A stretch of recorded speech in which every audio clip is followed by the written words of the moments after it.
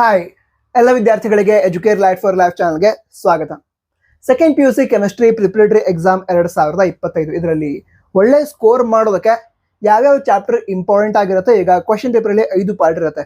Part A, part B, part C, part D ಮತ್ತು part E ಅಂತ. ಈ particular ಸೆಕ್ಷನ್ಗೆ ಸಂಬಂಧಂತೆ ಯಾವ ಚಾಪ್ಟರ್ಗಳನ್ನ ನಾವು ಓದ್ಕೊಂಡು ಹೋದ್ರೆ ಅಥವಾ ಪರ್ಫೆಕ್ಟ್ ಆಗಿ ಪ್ರಿಪೇರ್ ಆದ್ರೆ ಒಳ್ಳೆ ಸ್ಕೋರ್ ಮಾಡಬಹುದು. ಇದನ್ನ ಈ ವಿಡಿಯೋದಲ್ಲಿ ಡಿಸ್ಕಸ್ ಮಾಡ್ತಿದ್ವಿ. ನಂತರ ಪ್ರಿಪರೇಟರಿ ಎಕ್ಸಾಮ್ ನಲ್ಲಿ ಎಷ್ಟು ಸ್ಕೋರ್ ನ ಟಾರ್ಗೆಟ್ ಮಾಡಿದೀರಾ ಅದನ್ನ ಕಮೆಂಟ್ ಬಾಕ್ಸ್ ಅಲ್ಲಿ ತಿಳಿಸಿ. ನಂತರ ವಿಷಯವನ್ನ ತಿಳಿದುಕೊಳ್ತಾ ಹೋಗೋದಾದ್ರೆ ಈಗಾಗಲೇ ಹೇಳಿದೆ 5 ಪಾರ್ಟ್ ಇರುತ್ತೆ. ನಾವು ಲಾಸ್ಟ್ ಪಾರ್ಟ್ ಏನಿರುತ್ತೆ ಅದರಿಂದ ಡಿಸ್ಕಸ್ ಮಾಡ್ತಾ ಹೋಗೋಣ. ಮೊದಲಾಗಿ ಪಾರ್ಟ್ ಇ ಏನಿರುತ್ತೆ ಅಲ್ಲಿ ನ್ಯೂಮೆರಿಕಲ್ ಪ್ರಾಬ್ಲಮ್ ಇರುತ್ತೆ. ಫಿಸಿಕಲ್ ಕೆಮಿಸ್ಟ್ರಿ ಏನಿದೆ ಅದರಲ್ಲಿ ಇರುವಂತಹ ಚಾಪ್ಟರ್ಗಳಿಂದ ನ್ಯೂಮೆರಿಕಲ್ ಪ್ರಾಬ್ಲಮ್ ಅನ್ನ ಕೇಳಿರ್ತಾರೆ. ನಂತರ 6 ನ್ಯೂಮೆರಿಕಲ್ ಪ್ರಾಬ್ಲಮ್ ಇರುತ್ತೆ. ಅದರಲ್ಲಿ 3ಕ್ಕೆ ನೀವು ಆನ್ಸರ್ ಮಾಡಬೇಕು.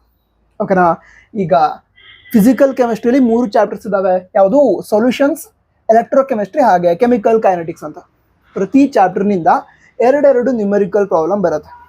ನೀವು ಸಾಲ್ವ್ ಮಾಡಬೇಕಾಗಿರೋದು 3 numerical problem.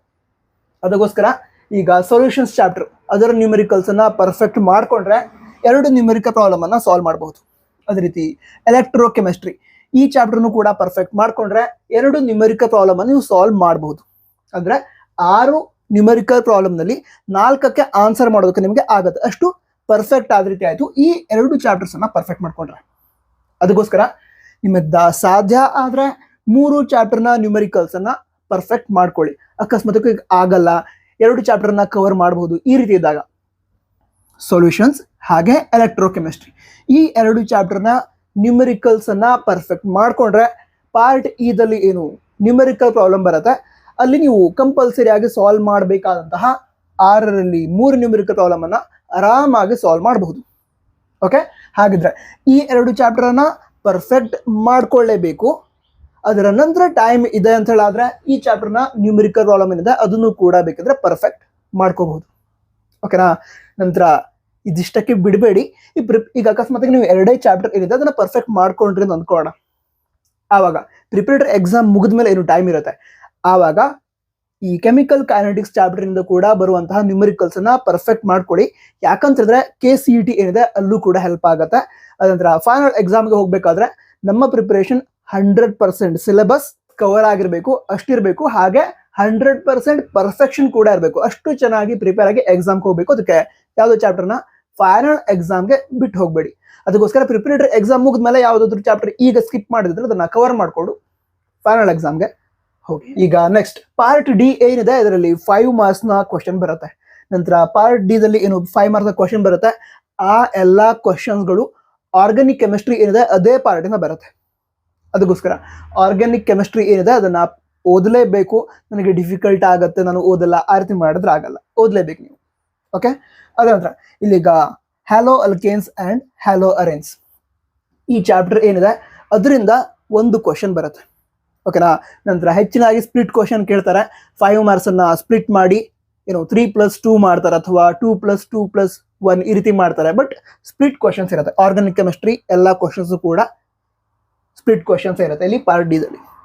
Okay, hello alkanes ಮತ್ತು ಹ್ಯಾಲೋ ಅರೇನ್ಸ್ ಅದರಿಂದ 1 ಕ್ವಶನ್ ಬರುತ್ತೆ. ನಂತರ ಆಲ್ಕೋಹಾಲ್ಸ್, ಫಿನಾಲ್ಸ್ ಅಂಡ್ ಈಥರ್ ಈ ಚಾಪ್ಟರ್ ಇಂದ 1 ಕ್ವಶನ್ ಬರುತ್ತೆ. ನೀವು ಸಾಲ್ವ್ ಮಾಡಬೇಕಾಗಿರೋದು 4 ಕ್ವಶನ್. ಅಂದ್ರೆ ಟೋಟಲ್ ಏನಾಗುತ್ತೆ ಅಂತ ಹೇಳಿದ್ರೆ ಪಾರ್ಟ್ ಡಿ ದಲ್ಲಿ 6 ಕ್ವಶನ್ ಕೊಟ್ಟಿರ್ತಾರೆ. ಅದರಲ್ಲಿ 4ಕ್ಕೆ ನೀವು ಆನ್ಸರ್ ಮಾಡಬೇಕು. ಎಷ್ಟಕ್ಕೆ? 4ಕ್ಕೆ ಆನ್ಸರ್ ಮಾಡಬೇಕು. ಅದಕ್ಕೋಸ್ಕರ ನೀವು ಇದೆರಡು ಚಾಪ್ಟರ್ ಅಂತೂ ಪರ್ಫೆಕ್ಟ್ ಮಾಡ್ಕೋತೀರಾ. ಯಾಕಂತ ಹೇಳಿದ್ರೆ ಪ್ರಿಪರೇಟರಿ ಎಕ್ಸಾಮ್ ಹಾಗೆ ಏನು ಫಸ್ಟ್ ಟೆಸ್ಟ್ ಅದಕ್ಕೆ ಓದ್ಕೊಂಡಿದ್ದೀರಾ. ಇದೆರಡು ಚಾಪ್ಟರ್ನ ಪರ್ಫೆಕ್ಟ್ ಮಾಡ್ಕೊಳ್ಳೇಬೇಕು. ಅದ್ರ ಜೊತೆಗೆ aldehydes, ketones and carboxylic acids ಇದನ್ನು ಕೂಡ ಪರ್ಫೆಕ್ಟ್ ಮಾಡ್ಕೊಳ್ಳಿ. ಯಾಕಂತಂದ್ರೆ ಈ ಚಾಪ್ಟರ್ ಏನಿದೆ aldehydes, ketones and carboxylic acid ಇದರಿಂದ 2 ಕ್ವಶನ್ ಬರುತ್ತೆ. ಸೊ ಈ 3 ಚಾಪ್ಟರ್ನ ನೀವು ಪರ್ಫೆಕ್ಟ್ ಮಾಡ್ಕೊಂಡ್ಬಿಟ್ರೆ ಏನಾಗುತ್ತೆ ಅಂತ ಹೇಳಿದ್ರೆ 6 ಕ್ವಶನ್ ಏನಿರುತ್ತೆ ಅದರಲ್ಲಿ ಆರಾಮಾಗಿ 4ಕ್ಕೆ ಆನ್ಸರ್ ಮಾಡ್ತೀರಾ. ಬಟ್ ಪೂರ್ತಿ ಚಾಪ್ಟರೇ ಪರ್ಫೆಕ್ಟ್ ಆಗಬೇಕು. ಯಾವುದೋ 4-5 ಕಾನ್ಸೆಪ್ಟ್ ಓದ್ಕೊಂಡೋದೆ ಆ ರೀತಿ ಅಲ್ಲ, ಪೂರ್ತಿ ಚಾಪ್ಟರೇ ಪರ್ಫೆಕ್ಟ್ ಆಗಬೇಕು. ಆ ರೀತಿ ಓದ್ಕೊಂಡು ಹೋಗಿ. ಈಗ ನಿಮ್ಮ ಹತ್ರ ಟೈಮ್ ಇತ್ತು, ನೀವು ಆಲ್ರೆಡಿ ಓದಿದ್ರೆ ಈ ಚಾಪ್ಟರ್ ಏನಿದೆ ಅಮೈನ್ಸ್ ಮತ್ತು ಬಯೋಮಾಲಿಕ್ಯೂಲ್ಸ್ ಅದನ್ನು ಓದಿ. ಯಾಕಂತ ಹೇಳಿದ್ರೆ ಅಮೈನ್ಸ್ ಚಾಪ್ಟರ್ ಏನಿದೆ ಅದರಿಂದ ಕೂಡ ಪಾರ್ಟ್ ಡಿ ಅಲ್ಲಿ 1 ಕ್ವಶನ್ ಬರುತ್ತೆ.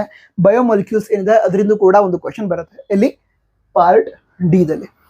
ಅದಕ್ಕೋಸ್ಕರ ಈ 3 ಚಾಪ್ಟರ್ನ ಪರ್ಫೆಕ್ಟ್ ಮಾಡ್ಕೊಳ್ಳೇಬೇಕು. ಅದ್ರ ಜೊತೆಗೆ ಈ 2 ಚಾಪ್ಟರ್ನ ಕವರ್ ಮಾಡೋದಕ್ಕಾದ್ರೆ ಕವರ್ ಮಾಡ್ಕೊಳ್ಳಿ, ಬಟ್ ಈ 3 ಚಾಪ್ಟರ್ ಅಂತೂ ಪರ್ಫೆಕ್ಟ್ ಆಗಲೇಬೇಕು. ಓಕೆನಾ?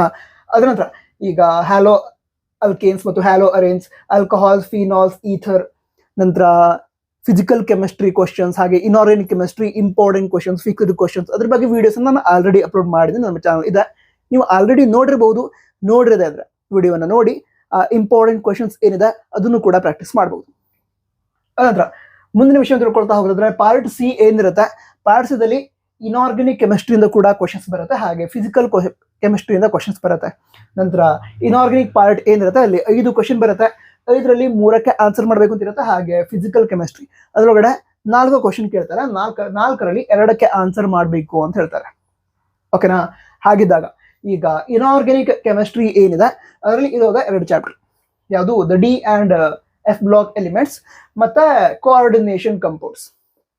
ಈಗ D and F block elements ನೀವು ಆಲ್ರೆಡಿ ಓದಿರ್ತೀರಾ, ಓದಿ ಪರ್ಫೆಕ್ಟ್ ಆಗಿರುತ್ತೆ. ಯಾವಾಗ ಅಂತ ಹೇಳಿದ್ರೆ ಈಗ ಮಿಡ್ ಟರ್ಮ್ ಎಕ್ಸಾಮ್ ಆಯ್ತಲ್ಲ, ಅದಕ್ಕೋಸ್ಕರ ಓದಿರ್ತೀರಾ, ಪರ್ಫೆಕ್ಟ್ ಆಗಿರುತ್ತೆ. The D and F block elements ಆ ಚಾಪ್ಟರ್ ಅಂತೂ ಪರ್ಫೆಕ್ಟ್ ಮಾಡ್ಕೊತೀರಾ. ಆವಾಗ 5ರಲ್ಲಿ 2 ಕ್ವಶನ್ಗೆ ಆನ್ಸರ್ ಮಾಡೋದಕ್ಕೆ ಆದ ರೀತಿ ಆಯ್ತು. ಅದ್ರ ನಂತರ ಏನ್ ಮಾಡ್ಬೇಕಾಗಿದ್ರೆ ಕೋಆರ್ಡಿನೇಷನ್ ಕಂಪೌಂಡ್ಸ್, ಸಾಧ್ಯ ಆದ್ರೆ ಪೂರ್ತಿ ಚಾಪ್ಟರ್ ಪರ್ಫೆಕ್ಟ್ ಮಾಡ್ಕೊಳ್ಳೋಕೆ ಟ್ರೈ ಮಾಡಿ. ಅಕಸ್ಮಾತ್ಗೆ ಆಗಲ್ಲ ಅಂತ ಹೇಳಿದ್ರೆ ಈ ಕೋಆರ್ಡಿನೇಷನ್ ಕಂಪೌಂಡ್ಸ್ ಚಾಪ್ಟರ್ ಇಂದ ಈ 3 ಮಾರ್ಕ್ ಕ್ವಶನ್ ಯಾವ್ದು ಬರುತ್ತೆ ಅಂದ್ರೆ ಇಂಪಾರ್ಟೆಂಟ್ ಕ್ವಶನ್ಸ್ ಯಾವ್ದಾವೆ ಅದನ್ನ ಸಾಲ್ವ್ ಮಾಡ್ಕೊಳ್ಳಿ. ಈ ಕೋಆರ್ಡಿನೇಷನ್ ಕಂಪೌಂಡ್ಸ್ ಚಾಪ್ಟರ್ ಏನಿದೆ ಅದ್ರದ್ದು ಕೂಡ ಇಂಪಾರ್ಟೆಂಟ್ ಕ್ವಶನ್ಸ್ ಲಿಸ್ಟ್ ಮಾಡಿ ನಾನು ವಿಡಿಯೋನ ಅಪ್ಲೋಡ್ ಮಾಡಿದ್ದೀನಿ. ಅದನ್ನ ಪ್ರಾಕ್ಟೀಸ್ ಮಾಡ್ಕೊಳ್ಳಿ. ಕ್ವಶನ್ಗಳನ್ನ 3 ಕ್ವಶನ್ ಬರುತ್ತೆ, ಅದರಲ್ಲಿ ಮಿನಿಮಮ್ 2 ಕ್ವಶನ್ ಅಂತೂ ಸಾಲ್ವ್ ಮಾಡೋದಕ್ಕೆ ಆಗತ್ತೆ. ಓಕೆ, ಆರಾಮಾಗಿ ಇದರಲ್ಲಿ 3 ಕ್ವಶನ್ಗೆ ಆನ್ಸರ್ ಮಾಡ್ಬೋದು ನೀವು. ಸೊ ಇಂಪಾರ್ಟೆಂಟ್ ಕ್ವಶನ್ಸ್ ಅನ್ನ ಸಾಲ್ವ್ ಮಾಡಿ ಇಟ್ಕೊಂಡಿರಿ. ಯಾವುದು ಕೋಆರ್ಡಿನೇಷನ್ ಕಂಪೌಂಡ್. ಸಾಧ್ಯ ಆದ್ರೆ ಪೂರ್ತಿ ಚಾಪ್ಟರ್ ಓದಾಗಿದೆ ಅಂತ ಹೇಳಿದ್ರೆ ಅದನ್ನೇ ಮಾಡಿ, ಪೂರ್ತಿ ಚಾಪ್ಟರ್ನ ಪರ್ಫೆಕ್ಟ್ ಮಾಡ್ಕೊಳ್ಳಿ. ಅದ್ರ ನೆಕ್ಸ್ಟ್ ಫಿಸಿಕಲ್ ಕೆಮಿಸ್ಟ್ರಿ ಪಾರ್ಟ್ ಏನಿದೆ ಅದರಲ್ಲಿ 4 ಕ್ವಶನ್ ಕೇಳಿರ್ತಾರೆ, ಅದರಲ್ಲಿ 2ಕ್ಕೆ ಆನ್ಸರ್ ಮಾಡಬೇಕು. ಸೊಲ್ಯೂಷನ್ಸ್ ಚಾಪ್ಟರ್ ಏನಿದೆ ಅದನ್ನ ಪರ್ಫೆಕ್ಟ್ ಮಾಡ್ಕೊಳ್ಳಿ, ಅಂದ್ರೆ 1 ಕ್ವಶನ್ ಬರುತ್ತೆ ಸೊಲ್ಯೂಷನ್ ಚಾಪ್ಟರ್ ಇಂದ. ಅದಂತರ ಎಲೆಕ್ಟ್ರೋ ಕೆಮಿಸ್ಟ್ರಿ ಚಾಪ್ಟರ್ ಇಂದ 2 ಕ್ವಶನ್ ಬರುತ್ತೆ. ಈಗ 4ರಲ್ಲಿ 2ಕ್ಕೆ ಆನ್ಸರ್ ಮಾಡ್ಬೇಕು ನೀವು. ಇದೆರಡು ಚಾಪ್ಟರ್ ಪರ್ಫೆಕ್ಟ್ ಮಾಡ್ಕೊಂಡ್ರೆ 4ರಲ್ಲಿ 3ಕ್ಕೆ ಆನ್ಸರ್ ಮಾಡೋದಕ್ಕೆ ಬರುತ್ತೆ. ಸೊ ಈ 2 ಚಾಪ್ಟರ್ನ ಪರ್ಫೆಕ್ಟ್ ಮಾಡ್ಕೊಂಡ್ರೆ ಆರಾಮಾಗಿ 4ರಲ್ಲಿ 2 ಕ್ವಶನ್ಗೆ ಅಂದ್ರೆ 2 ಕ್ವಶನ್ ಅನ್ನ ಸಾಲ್ವ್ ಮಾಡ್ಬೋದು. ಸೊ ಇದೆರಡು ಚಾಪ್ಟರ್ನ ಪರ್ಫೆಕ್ಟ್ ಮಾಡ್ಕೊಳ್ಳಿ. ಸಾಧ್ಯ ಆದ್ರೆ ಕೆಮಿಕಲ್ ಕೈನೆಟಿಕ್ಸ್ ಅದನ್ನು ಕೂಡ ಓದ್ಕೋಬಹುದು, ಯಾಕಂತ ಹೇಳಿದ್ರೆ MCQ ಅದಕ್ಕೆ ಆನ್ಸರ್ ಮಾಡೋದು ಬೇಕಲ್ವಾ, ಅದಕ್ಕೋಸ್ಕರ. ಅನಂತರ ಪಾರ್ಟ್ ಬಿ ಏನಿದೆ, ಪಾರ್ಟ್ ಬಿ 2 ಮಾರ್ಕ್ಸ್ ಕ್ವಶನ್ಸ್, ಅದರೊಳಗಡೆ 5 ಕ್ವಶನ್ ಕೊಟ್ಟಿರ್ತಾರೆ, ಅದರಲ್ಲಿ 3ಕ್ಕೆ ಆನ್ಸರ್ ಬರೀಬೇಕು. ಓಕೆನಾ? ಈಗ ಈ 2 ಮಾರ್ಕ್ ಕ್ವಶನ್ ಏನಿದೆ ಅದರಲ್ಲಿ ಸೊಲ್ಯೂಷನ್ಸ್ ಚಾಪ್ಟರ್ ಇಂದ 1 ಕ್ವಶನ್ ಬರುತ್ತೆ. ಅನಂತರ ಹ್ಯಾಲೋ ಅಲ್ಕೇನ್ಸ್ ಅಂಡ್ ಹ್ಯಾಲೋ ಅರೆನ್ಸ್ ಆ ಚಾಪ್ಟರ್ ಇಂದ 1 ಕ್ವಶನ್ ಬರುತ್ತೆ. ಆಲ್ಕೋಹಾಲ್ಸ್, ಫಿನಾಲ್ಸ್ ಅಂಡ್ ಈಥರ್ ಈ ಚಾಪ್ಟರ್ ನಿಂದ 1 ಕ್ವಶನ್ ಬರುತ್ತೆ. ಈ 3 ಚಾಪ್ಟರ್ನ 2 ಮಾರ್ಕ್ಸ್ ಕ್ವಶನ್ಸ್ ನಿಮಗೆ ಸಾಲ್ವ್ ಮಾಡೋದಕ್ಕೆ ಆಗತ್ತೆ ಅಂತ ಹೇಳಿದ್ರೆ 5ರಲ್ಲಿ 3 ಕ್ವಶನ್ ಆರಾಮಾಗಿ ಸಾಲ್ವ್ ಮಾಡಿರ್ತೀರಾ. ಅದ್ರ ನಂತರ ಬ್ಯಾಕಪ್ಗೆ ಅಕಸ್ಮಾತ್ ಯಾವ್ದು ಡಿಫಿಕಲ್ಟ್ ಕ್ವಶನ್ ಬಂದ್ಬಿಡ್ತಿದ್ರು, ಒಳಗಡೆ ಯಾವುದೋ ಒಂದು ಚಾಪ್ಟರ್ನ ಡಿಫಿಕಲ್ಟ್ ಕ್ವಶನ್ ಬಂದು ಸಾಲ್ವ್ ಮಾಡೋದಕ್ಕೆ ಆಗ್ತಿಲ್ಲ, ಆ ರೀತಿ ಇದ್ದಾಗ ಬಯೋಮಾಲಿಕ್ಯೂಲ್ಸ್ ಆ ಚಾಪ್ಟರ್ ನಿಂದ ಕೂಡ 1 ಕ್ವಶನ್ ಬಂದೇ ಬರುತ್ತೆ. ಅದಕ್ಕೋಸ್ಕರ ಈ ಬಯೋಮಾಲಿಕ್ಯೂಲ್ಸ್ ಚಾಪ್ಟರ್ ಏನಿದೆ ಅದನ್ನು ಕೂಡ ಪ್ರಾಕ್ಟೀಸ್ ಮಾಡ್ಕೊಂಡ್ರೆ ಮಾಡ್ಕೋಬಹುದು. ನಂತರ ಟೋಟಲ್ 5 ಕ್ವಶನ್ ಇದೆ, ಇಲ್ಲಿ 4 ಚಾಪ್ಟರ್ಸ್ ಬರ್ದಿದ್ದೀನಿ. ಮತ್ತೊಂದು ಕ್ವಶನ್ ಏನಾಗುತ್ತೆ ಅಂತ ಹೇಳಿದ್ರೆ the D and F block elements ಅಥವಾ ಕೋಆರ್ಡಿನೇಷನ್ ಕಂಪೌಂಡ್ಸ್ 2 ಚಾಪ್ಟರ್ ಅಲ್ಲಿ ಯಾವ್ದಾದ್ರು 1 ಚಾಪ್ಟರ್ ನಿಂದ 2 ಮಾರ್ಕ್ಸ್ ಒಂದು ಕ್ವಶನ್ ಕೇಳ್ತಾರೆ. ಓಕೆನಾ? ಅದಕ್ಕೋಸ್ಕರ ಅದ್ರ ಹೆಸರು ಬರ್ದಿಲ್ಲ. ಇದಿಷ್ಟು ಚಾಪ್ಟರ್ ನಿಂದ ಬರುವಂತಹ ಈ 4 ಚಾಪ್ಟರ್ ಬರುವಂತಹ 4 ಮಾರ್ಕ್ ಕ್ವಶನ್ ನಿಮ್ಗೆ ಸಾಲ್ವ್ ಮಾಡೋದಕ್ಕೆ ಆಗತ್ತೆ ಅಂತ ಹೇಳಿದ್ರೆ ಆರಾಮಾಗಿ ಔಟ್ ಆಫ್ 5 ನೀವು 3 ಅನ್ನ ಆನ್ಸರ್ ಮಾಡ್ಬೋದು. ಈ ರೀತಿ ಇದೆ. ನಂತರ MCQ ಮಲ್ಟಿಪಲ್ ಚಾಯ್ಸ್ ಕ್ವಶನ್ ಬಗ್ಗೆ ನೀವು ಕೇಳೋದಾದ್ರೆ ಎಲ್ಲಾ ಚಾಪ್ಟರ್ ಕೂಡ ಮಲ್ಟಿಪಲ್ ಚಾಯ್ಸ್ ಕ್ವಶನ್ ಅಥವಾ FIB ಅಲ್ಲಿ ಕ್ವಶನ್ ಬಂದೇ ಬರುತ್ತೆ. 10 ಚಾಪ್ಟರ್ ಇದಾವೆ. ನಾವೇನ್ಕೋಬಹುದು ಅಂತ ಹೇಳಿದ್ರೆ ಎಲ್ಲ ಚಾಪ್ಟರ್ ಇಂದ 1-2 ಕ್ವಶನ್ ಬರಬಹುದು ಅಂತ ಹೇಳ್ಬೋದು. ಹೈಯೆಸ್ಟ್ ವೇಟೇಜ್ ಇರುವಂತಹ ಚಾಪ್ಟರ್ ಇದ್ರೆ ಅದರಿಂದ 3 ಕ್ವಶನ್ ಬಂದು, ಕಡಿಮೆ ವೇಟೇಜ್ ಇರುವಂತಹ ಚಾಪ್ಟರ್ ಇಂದ 1 ಕ್ವಶನ್ ಬರ್ಬೋದು, 1 ಮಾರ್ಕ್ಸ್ ಅದರೊಳಗಡೆ. ಈ ರೀತಿ ಕ್ವಶನ್ ಪೇಪರ್ ಇರತ್ತೆ. ನಂತರ ಬೇರೆ ಒಂದು ಡೌಟ್ ಇದ್ರೆ ಕಮೆಂಟ್ ತಿಳಿಸಿ. ಮುಂದಿನ ವಿಡಿಯೋದಲ್ಲಿ ಸಿಗೋಣ. ಸಬ್ಸ್ಕ್ರೈಬ್ ಮಾಡಿ. All the best. ಜೈ ಹಿಂದ್. ವಂದೇ ಮಾತರಂ.